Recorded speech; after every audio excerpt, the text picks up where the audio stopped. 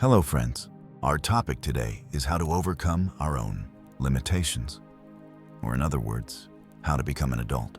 Now there is a global widespread syndrome, which is the refusal to grow up sickness. Have you heard of that syndrome? That is, people who are already close to 30 years old, even over 30 years old, in their 20s, 30 years old, but still like children, thinking, speaking, acting, and behaving like children. Although the body is large, and they have talent and intelligence, they have lost many skills needed to go into life. And upon close examination, I see that it lies in the following groups. First is that you grew up into adulthood in a wealthy family, having many material conditions, being pampered, getting whatever you wanted, or you were loved and excessively cared for by your parents, although the family's finances were not overly exceptional. Because they loved their child too much. The mother poured all her energy into the child, thus also falling into the group of being excessively cared for. And when cared for excessively like that, the necessary skills were all taken away from you by the parents. That is, they will serve you. They will do everything, so you have time to study, have time to do your own private business. For example, instead of learning how to cook rice, learning how to cook, learning how to clean the house, resolving the basic difficulties of the family. You do not need to do so. You just worry about studying, and studying. So unintentionally, you become people who study very well. But when stepping into life, you know nothing at all. You stutter and stammer about everything you are asked. Everything you are asked is, I don't know. And the next group is the group where the family has only one child. Or you are the youngest child in the family, or you are the only son in the family.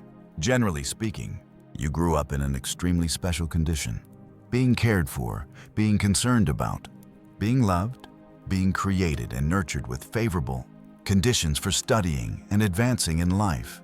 So you have skipped a stage called self-training, which in the past was called self-cultivation. There is a very impressive quote, which is, "Every day I ask myself, what to do to be a man. Every day I ask myself, what to do to become a true man." A man you can also understand as a true adult. Every day I ask myself what I will do to become a true adult, because I discover that the little child inside me is still there. There are times when it screams and demands very unreasonable things, is easily sad, easily angry, easily hurt, only requests, only demands, only blames, but does not have the capacity to give offerings, share, or help. I have not yet become a spiritual support for others. In my opinion, an adult is someone who can at least manage their negative emotions well, not bother others, and not cause suffering for others. That is the basic point. Within that, if we analyze it more meticulously, we crave less for playing, crave less for sleeping, crave less for eating, crave less for shopping, crave less for ostentation. An adult is a person who knows how to deal with their own difficulties without having to rely on others. Only in extreme necessity do we ask for help. Otherwise, we must take responsibility for what we do. An adult is a person who must know how to interact, connect, and build a team to work together with them, having a spirit of brotherhood, having a spirit of mutual support and assistance. A person called a man, a true adult, must have the ability to instruct, guide, share, and support others. A true adult is a person who must have a great heart to be ready to tolerate and forgive the weaknesses, the shortcomings, the clumsiness, and the mistakes of others. A true adult is a person who must think about big paths, big aspirations. I want to do this for my hamlet and village, at least for my family, my hamlet and village, then my community, then my homeland.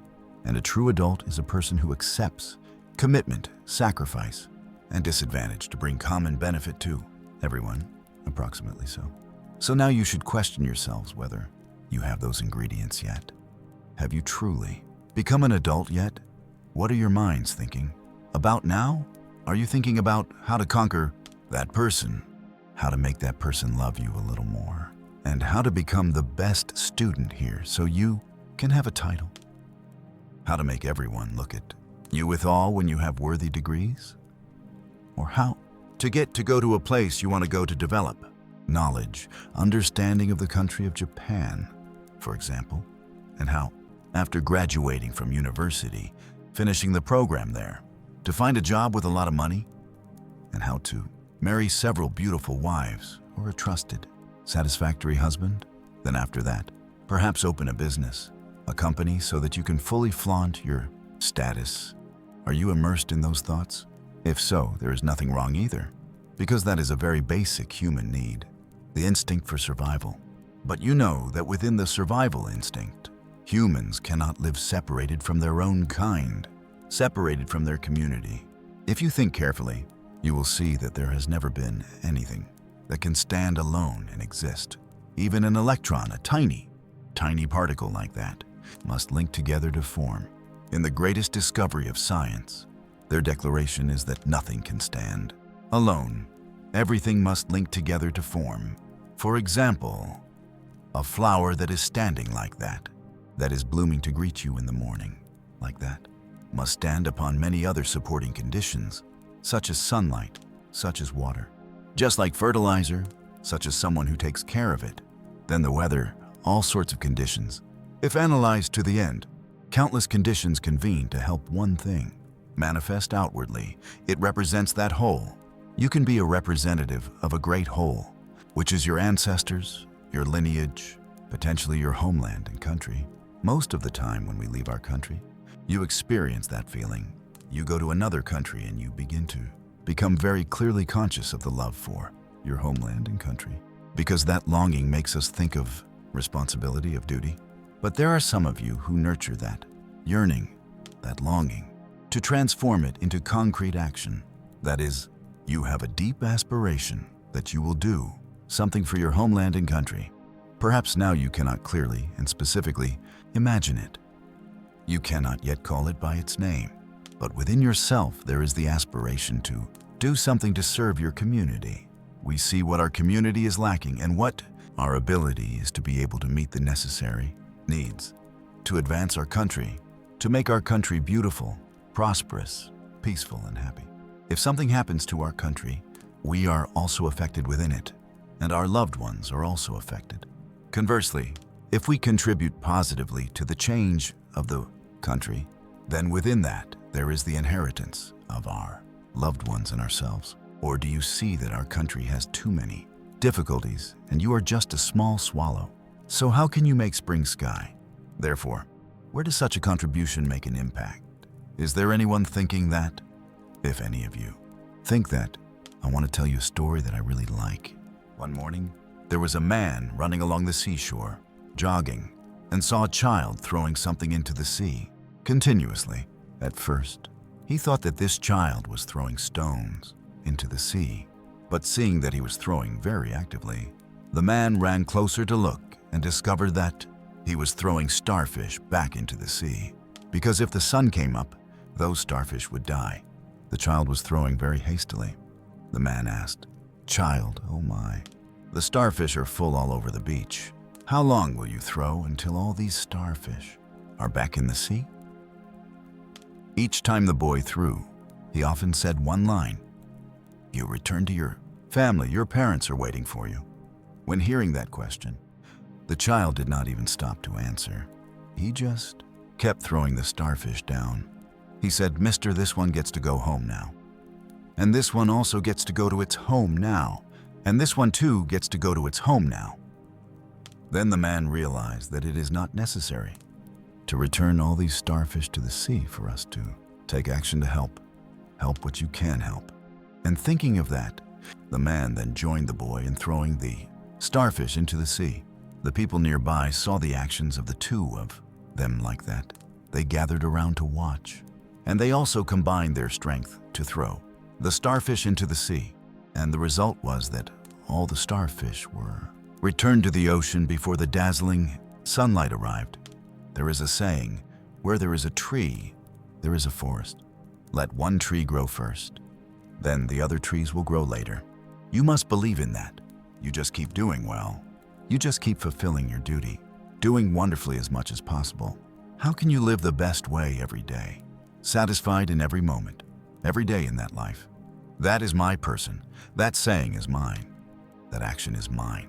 That gesture, attitude, and behavior is mine. I am completely responsible for it.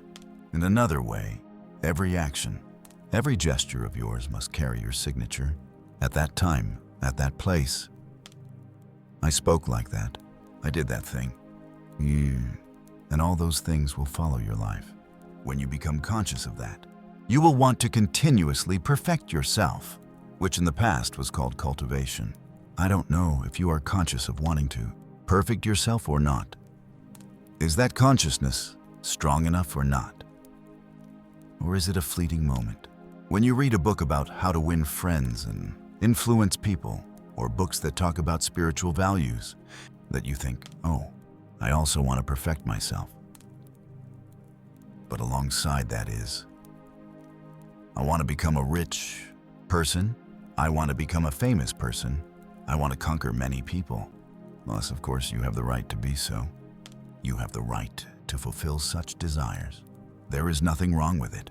But if you do not perfect yourself first, do not cultivate yourself first, then even if you achieve such good positions, they cannot be maintained for long, and you will also not have a sense of happiness. Many successful people, famously successful in the world, stars, world-famous CEOs, are not happy, do not have happiness. Very successful but not happy. Often success is only based on talent or luck, or an unceasing desire, or some good element within that person. But that person is limited by their bad habits and faults, limited by their negative energies, and in that race to become rich, to become successful, they let their soul become terrible, shattered, and full of toxins. Every day they practice yoga, but they are a person lacking in sympathy, a heart that does not know how to yield, forgive, and tolerate others, a heart that does not know how to think about the thoughts and benefits of others. Do you think a person who is constantly angry, constantly suspicious, jealous and hateful, a heart like that, do you think they can be happy? Now, for example, you dream of having a very beautiful house, and you have achieved that. You have acquired the newest model car. You have moved to a place you once dreamed of, but all those toxins inside you keep chasing you. You continue to worry, continue to be afraid, continue to be lazy, continue to be aggressive toward others, continue to cause division. So, can those toxins make you feel what happiness is? In the process of teaching about psychology, researching psychology, and lecturing, I see that people cannot be happy, not because they lack the conditions for happiness. They even have many conditions for happiness. But what they lack, and what they have lost, is a heart to enjoy the conditions of happiness. A heart, a soul that is pure, clear, peaceful, tranquil, loving, and generally a beautiful soul to be able to enjoy the conditions of happiness. And what do you do if you want to have a beautiful soul? Just sit there and pray? It cannot be. Do you wish? Do you try hard? How do you try hard? I think that our desire to have a beautiful soul is legitimate, but how? By what method do you achieve that? And furthermore, the more necessary question is, how many percent do you want? 100%? 100% yet? To become a person with a beautiful soul, a decent person, a person with a heart sufficiently benevolent, sufficiently pure, to be able to reach many people, to be able to connect with many people, to be able to be a partner, to be able to be inspired, to be shared with many people, to be accepted and loved by many people. And his neuroscience research group in Massachusetts, he suggests that the most sublime state in human emotion is caring, which means concern or sharing, and not satisfaction with one's own individual self. The state that is most beautiful, most transcendent, most wonderful, most free, and most perfect in the human nervous system is when people know how to share with each other. Perhaps this philosophy was discovered thousands of years ago by the sages, the saints, but humanity has not been able to preserve it. Economic development creates too many opportunities for people to indulge. And since people indulging started thinking about themselves too much, wanting to bring everything back, mine, for me, That is not enough. Must have more and more. With no limit. That is the moment when morality falls away. The good values in the soul gradually die. They erode. Even Confucius advised that if you want to accomplish great things, want to have great ambition, you must limit the 3 daily activities: eating, dressing, sleeping. Eating should also be reduced. Eating less means thinking less about the matter of satisfying oneself while eating and drinking. Anything can be eaten or drunk. Eat more truly basic rice. The same with dressing. Dress simply, for example. You only need 10 sets at most. In the past, there were only a few sets. And sleeping should also be slightly reduced.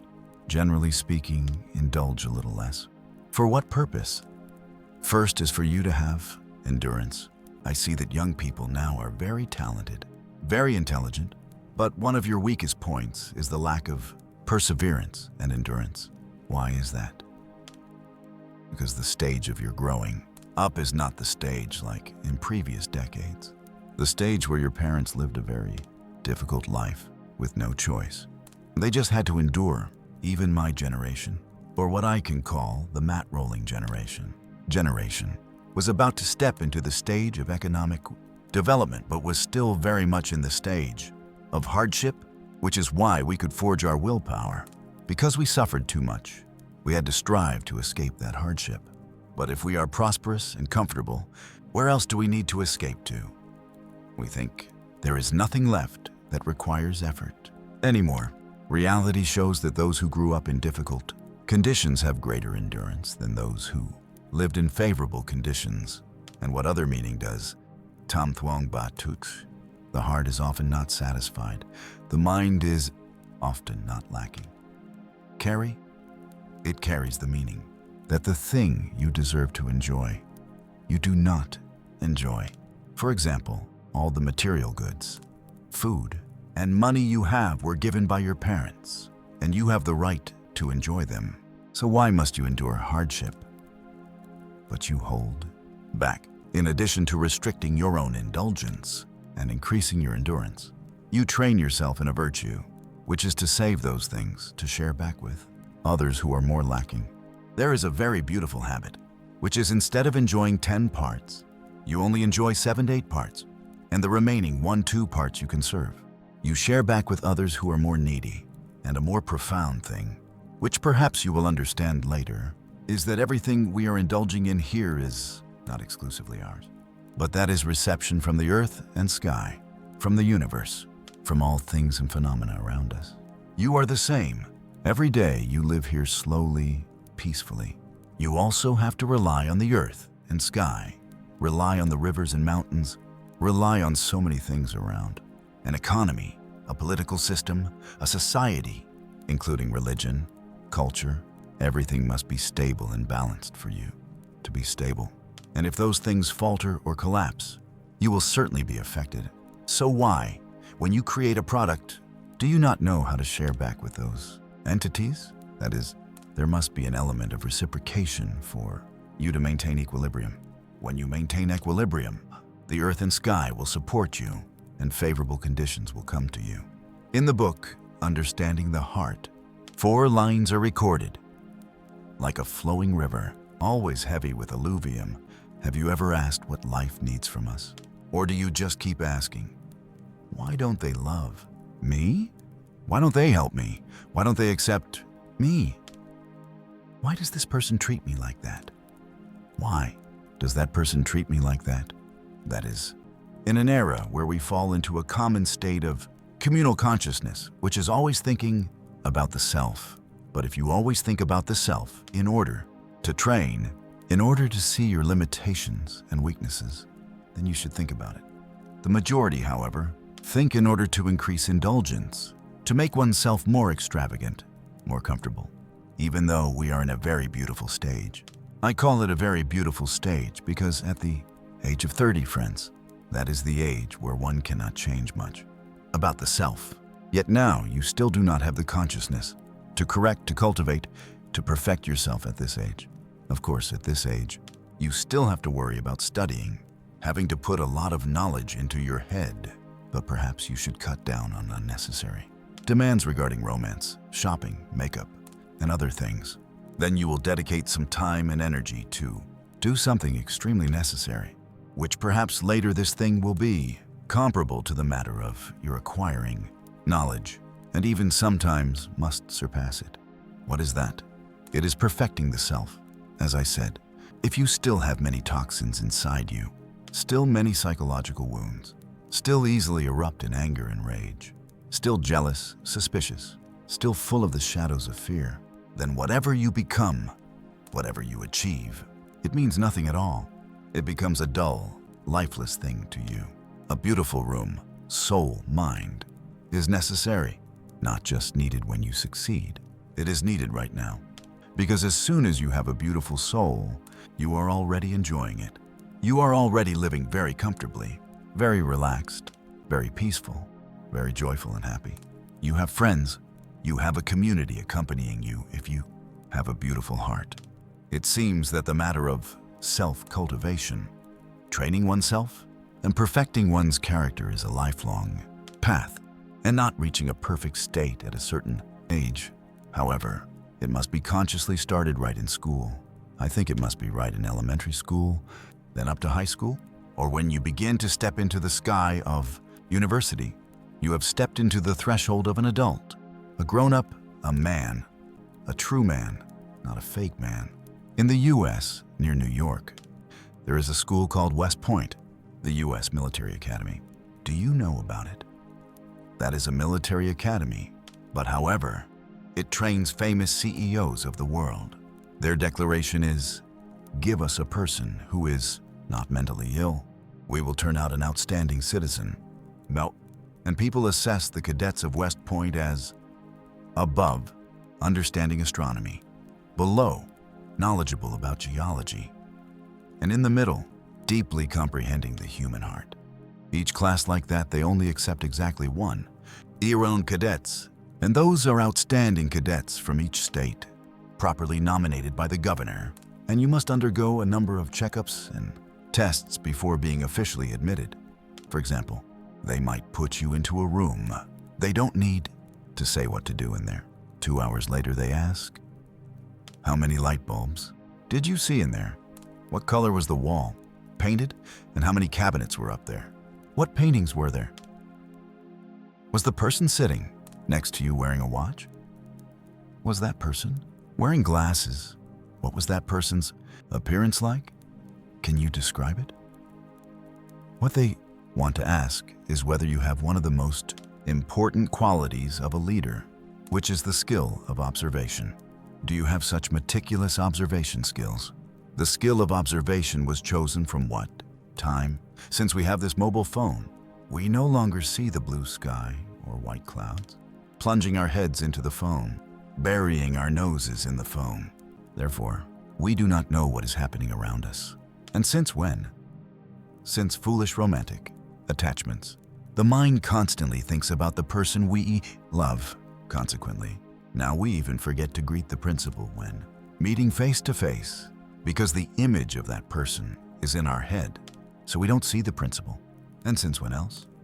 Since we have too much rubbish flooding our consciousness, so our skill of observation is no longer there. Looking at things, we don't know what we are looking at. Hearing things, sometimes we don't know what we are hearing. Sometimes the other person gives very simple information, but we don't hear it completely. Why? Because the mind is thinking of other things, unable to fully absorb it. I ask you this. Now you want to become a PhD, a master's degree holder, whatever. You want to achieve some great position in society, but at this moment, look at your own capacity for absorption. Look at your own skill of observation. Look at your own pace of progress to see if you can achieve those things. Many people want it, but how to achieve it? The essential qualities to achieve it need to be re-examined. At West Point, you must wake up at 5:30 a.m.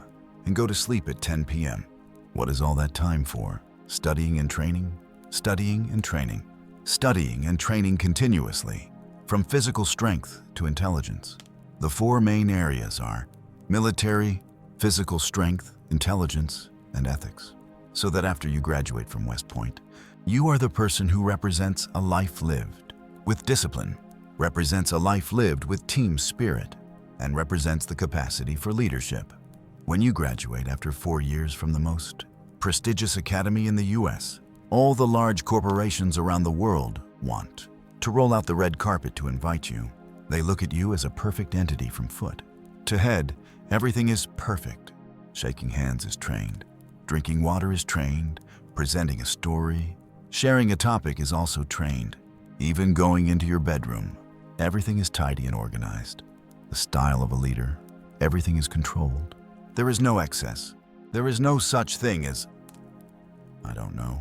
there is no such thing as accidental.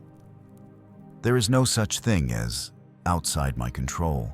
En perché everything is very much controlled by the owner, as much as possible. So right from your current age, if you have that style, if you have that temperament, then you can hope that you will achieve great aspirations, have a great path. But now you are still lying around watching nonsense YouTube videos, still chatting on the phone, still having trivial romantic attachments, still feeling sadness, anger, and envying each other over every small matter, which means you are still not an adult, already in your teens and 20s, yet still not an adult. So I don't know when you will become an adult, and when will you finally touch your dream. The path from here to there, whether far or near, depends on your current spirit, your current pace and rhythm of progress.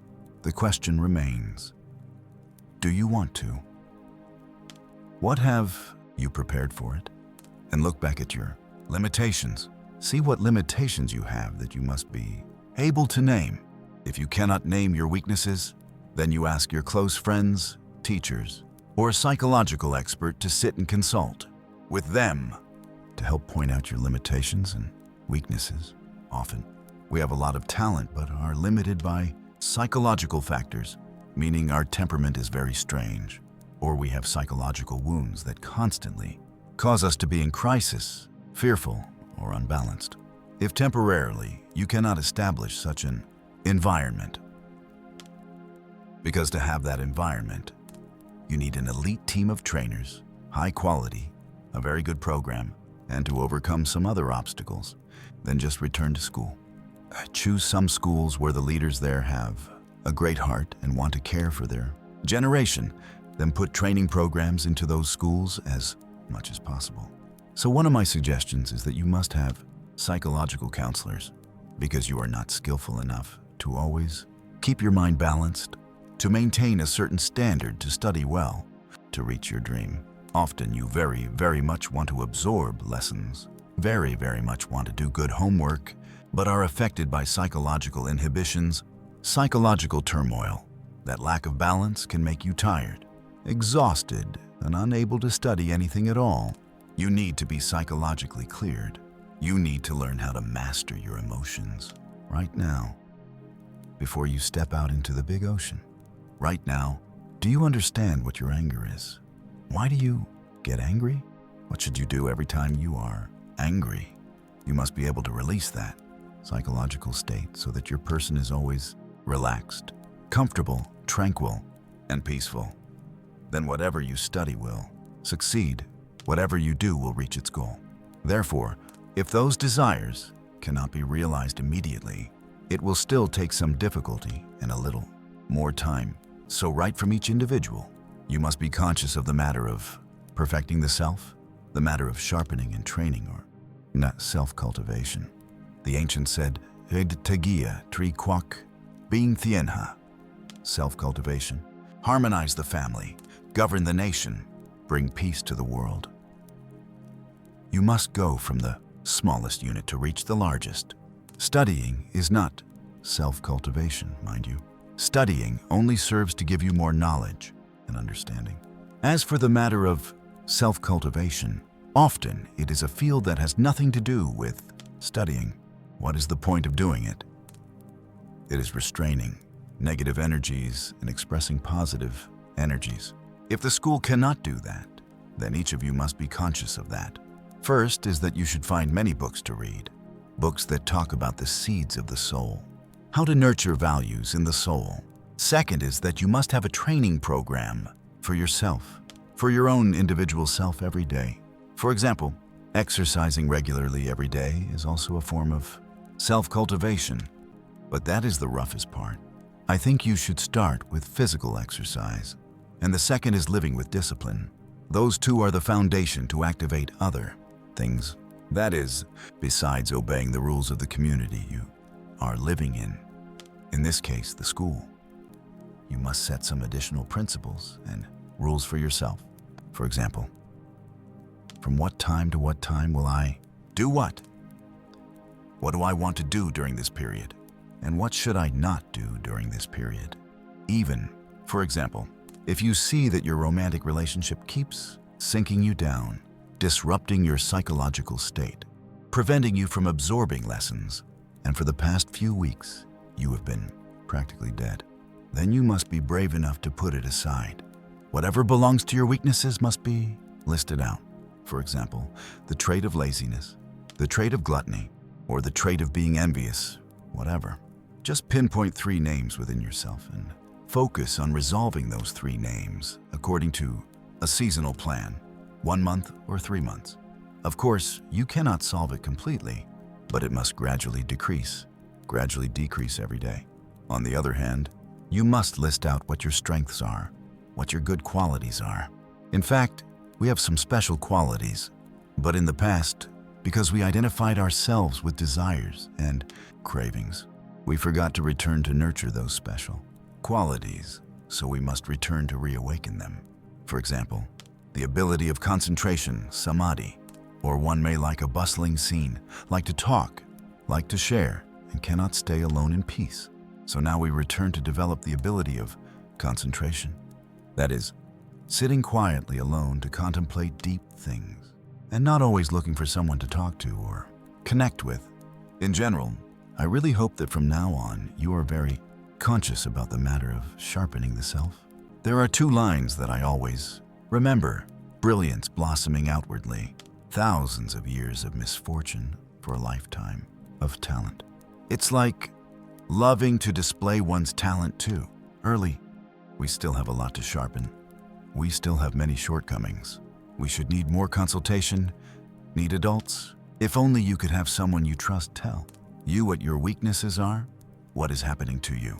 Often you yourselves cannot see it. Therefore, studying well is necessary. Displaying talent is necessary. But besides that, and I even think it is more than just besides that, the guiding path, the top priority is to live ethically.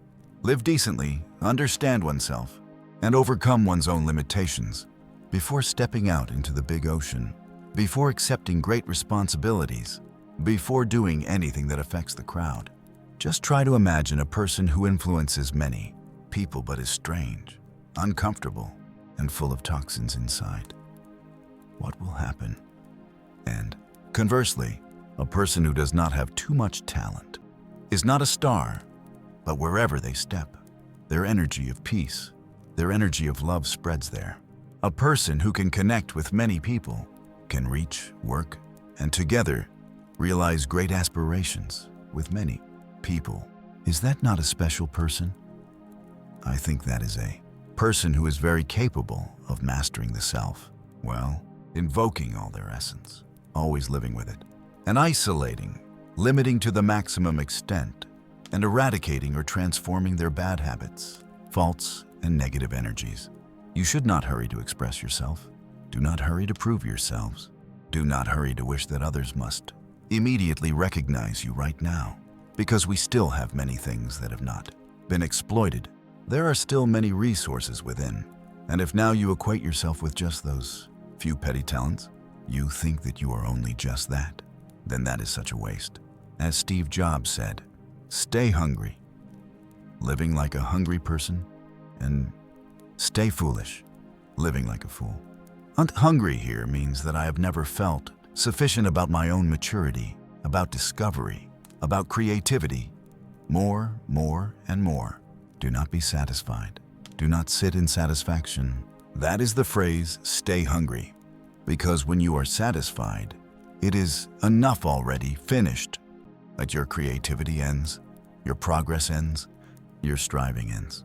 If you want to step out into the big ocean, that is nothing at all. It means that the crowd is running after fashion, running after clothes, running after vehicles, running after phones, running after material comforts. But you are not. People might criticize you as foolish, not knowing how to enjoy life. But you are not. You are special. Your specialty is heading towards the common good, towards something so that our country can be glorious and develop. Thank you, venerable members of the Assembly, for listening. The Awakened Realm concludes today's podcast. Here, this Dharma Talk has a psychological therapeutic nature. If you find this Dharma Talk useful, please kindly share it with your friends and relatives. The podcast channel, The Awakened Realm, wishes to contribute a part in spreading these valuable Dharma Talks to those who are in need of psychological support as well as to those who are truly stable, together building a more peaceful and happier society. With deep respect, thank you everyone for following. In addition, because YouTube's algorithm prioritizes videos with many likes, if you like this video, please remember to click the like button and press the follow subscribe button to help our podcast reach more people. Thank you for your attention and wishing you all a peaceful evening.